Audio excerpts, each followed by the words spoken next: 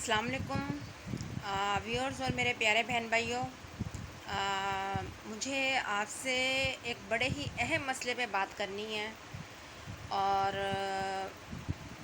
آپ کو میری اس بات کی صحیح طرح سمجھ اس طرح آئے گی کہ جو میں نے اس ویڈیو سے پہلے ڈالی ہے، آپ اس کو دیکھیں تو پھر آپ کو ڈیٹیل میں میری بات کی صحیح طرح سمجھ آئے گی۔ آج میں بہت دکھی ہوں اور میرے سے بات کرنا ناممکن ہے، لیکن میرا اللہ تعالیٰ مجھے ہمت دے کہ میں بات کر سکوں۔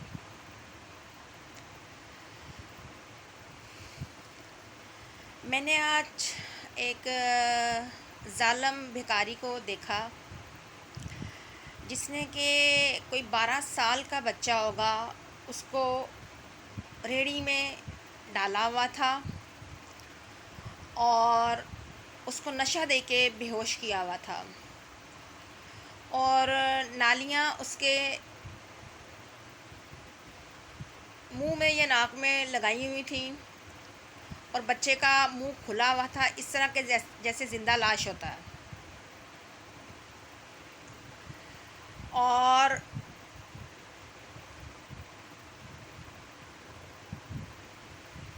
اب یہ بھی نہیں پتا کہ وہ بچہ صحیح میں مریض تھا بھی یا نہیں بھی تھا، لیکن کوئی بھی سگا باپ، اس کا کلیجہ پھٹ جائے، وہ اپنی اولاد کے ساتھ یہ سلوک نہیں کر سکتا۔ اس نے یقیناً اس بچے کو اغوا کیا ہوا تھا اور نشہ دیا ہوا تھا، اور اس بچے کو اگر وہ اس کا سگا باپ ہوتا تو اس کی ماں کے پاس رکھتا، اس کا علاج کرواتا، ڈاکٹر سے اس کو ہاسپٹل میں داخل کرواتا۔ اس طرح اس کو اتنی خطرناک حالت میں اگر سچا بھی تھا تو کبھی بھی وہ اس طرح ریڑھی میں لے کر نہیں بیٹھ سکتا۔ اور اوپر اس نے اسمارٹ فون رکھا ہوا، موبائل، بچے کی مختلف ویڈیوز چلا رہا ہے اور جھوٹی میڈیکل رپورٹیں ہیں، اور بوڑھا آدمی ہے، منہ پہ اس نے جو ڈالا ہوا ہے، ماسک ڈالا ہوا ہے، اور بچے کو اس نے کاروبار کے لیے، بھیک مانگنے کے لیے اس نے بنایا ہوا ہے، جسے کیا کہتے ہیں، اپنا بینک بنایا ہوا ہے۔ اور اتنی سردی میں، گرمی سے، اتنی سردی کے موسم میں بھی اور گرمی کے موسم میں بھی 3 سال ہو گئے ہیں اس ظالم بھکاری کو، بوڑھے آدمی کو، اس بچے کو لے کر آتے ہوئے، اور وہ بچہ زیادہ گرمی سے، زیادہ سردی کے موسم میں، اور یہ جو اس کو نشہ دیا ہوتا ہے، زندہ لاش بنایا ہوا ہوتا ہے، وہ بچہ کسی وقت بھی مر سکتا ہے، لیکن اسے کوئی فرق نہیں پڑتا، وہ بچہ اغوا کیا ہوا ہے، وہ کسی اور کا بچہ اغوا کر لے گا، پھر اس کے ساتھ بھی یہ کرے گا، اور اپنا جو کمانے کا کاروبار ہے اس کو وہ جاری رکھے گا۔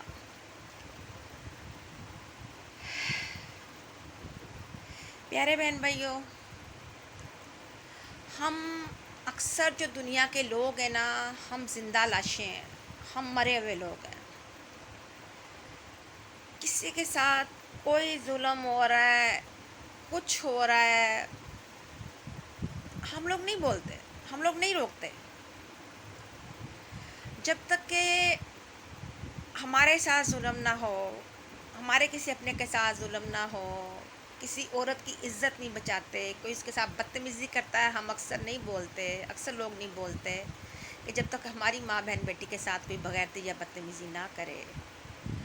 تو یہ احساس کا نہ ہونا ہے، بے حسی ہے، اور بے حسی احساس کے نہ ہونے کے اندر ہی ساری برائیاں آتی ہیں، لیکن 1% لوگ ایسے بھی ہیں جو کہ جس شکل میں بھی ظلم کو روک سکیں، روکتے ہیں، کوشش کرتے ہیں۔ میں بھی انہی لوگوں میں سے ہوں، میں اپنی تعریف نہیں کر رہی، لیکن میں ایک بات کر رہی ہوں۔ میں نے اس بچے کو دیکھا،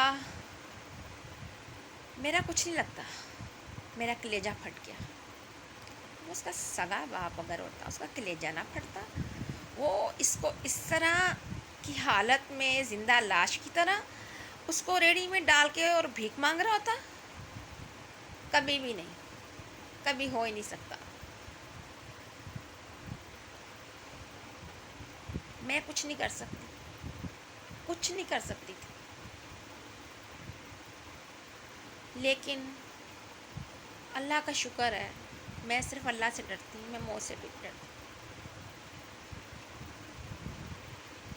میں بول سکتی تھی، میں اپنی جان کی پرواہ نہیں کرتی، میں صرف اللہ سے ڈرتی، میں بول سکتی تھی. پھر میں بولی ظلم پہ، اس ظالم انسان پہ بولی میں. اس ظالم انسان نے مجھے لڑکی دیکھ کے آگے سے انتہائی بغیرتوں والی بدتمیزی شروع کر دی، گندی غلیظ گالیاں دینی شروع کر دیں. پھر اس نے مجھے دھمکیاں دینی شروع کر دیں. اس کا خیال تھا کہ لڑکی ہے، ڈر جائے گی اور نہیں بولے گی. میں اللہ کے سوا نہیں ڈرتی کسی سے، نہ میں موت سے ڈرتی. جو گھڑی لکھی ہے وہ آ جانی. میں نے پھر ویڈیو بنائی اس آدمی کی. ویڈیو میرے بناتے ہی اس نے اپنے منہ کے آگے ہاتھ کر لیا. بچے کو اس نے جو جعلی رپورٹیں تھیں اس سے اس کا منہ ڈھک دیا تاکہ میں نہ دکھا سکوں. لیکن میں نے ویڈیو بنائی، جتنی میرے سے بنی میں نے بنائی.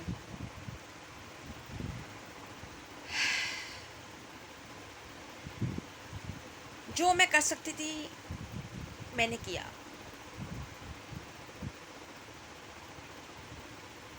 اب میں کیا کر سکتی ہوں؟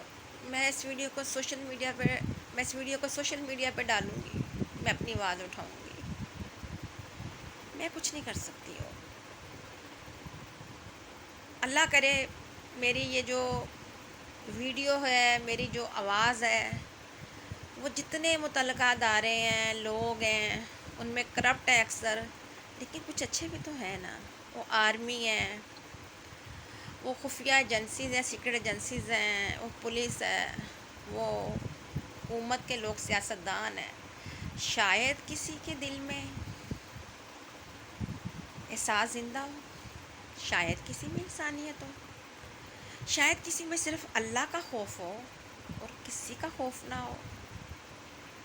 اور وہ جو یہ بھیک مافیا ہے، بھکاری مافیا ہے، بیگر مافیا ہے، اس کے خلاف پورے ملک میں پکی بنیادوں پہ آپریشن کریں. ویسے تو ہوتے رہتے ہیں، اٹھاتے ہیں پھر آ جاتے ہیں. بیسیکلی ہم سبھی کو پتہ ہے، یا اللہ مجھے بولنے کی ہمت دے. بیسیکلی ہم سب کو پتہ ہے کہ یہ اوپر تک پولیس میں بھی اکثر لوگ ان کے ساتھ ملے ہوتے ہیں، پر پولیس اور ہر ادارے میں بھی سارے لوگ خراب نہیں ہوتے، کچھ اچھے بھی ہوتے ہیں. پھر اوپر تک جو ان کے ہیں سیاستدانوں میں، منسٹروں میں بھی ان کے ساتھ ملے ہوتے ہیں، ہر جگہ ان کی پہنچ ہوتی ہے. اگر ان کو اٹھاتے ہیں تو پھر لا کے ان کو دوبارہ بٹھا دیتے ہیں. ہمارے ملک میں قانون ہے لیکن اس کی سختی سے پابندی نہیں ہے، ایمانداری نہیں ہے. صرف یہ وجہ ہے کہ یہ لوگ بچے ہوئے ہیں. تو جب تک قانون پہ عمل نہیں ہوگا یہ ظلم ختم نہیں ہوگا. اور سب کو پتہ ہے کہ یہ جو بھکاری مافیا ہے، جو اکثر پروفیشنل ہیں، یہ سارے کے سارے جو ہیں نا، ان کے پیچھے ان کے مجرم باس ہوتے ہیں، اور مجرم انہوں نے آدمی رکھے ہوتے ہیں. یہ جو ہر عمر کے مرد عورت بچوں کو اغوا کرتے ہیں، کئیوں کے ہاتھ پاؤں توڑتے ہیں، اس طرح ان کو بیہوش کر کے ریڑیوں میں ڈالتے ہیں، اور کئیوں کے نہیں بھی کرتے تو وہ ان سے بھیک منگواتے ہیں بڑے ظلم کر کے، اور پھر سارے پیسے ان سے جمع کرتے ہیں، باقاعدہ گاڑیوں میں چھوڑ کے جاتے ہیں، پھر اٹھا کے جاتے ہیں، لے کے جاتے ہیں واپس. اور یہ سارا کام ان کا ایسے ہی چلتا ہے. اور جتنے بھی ایشین یا افریقن کنٹریز ہیں ان میں یہ بہت زیادہ ہے، اور یورپین ترقی یافتہ کنٹریز میں یہ چیز کم ہے. تو انڈیا میں بھی ایسے ہے، بنگلہ دیش میں بھی ہے، ترکی میں بھی ہے، امریکہ میں بھی ہے.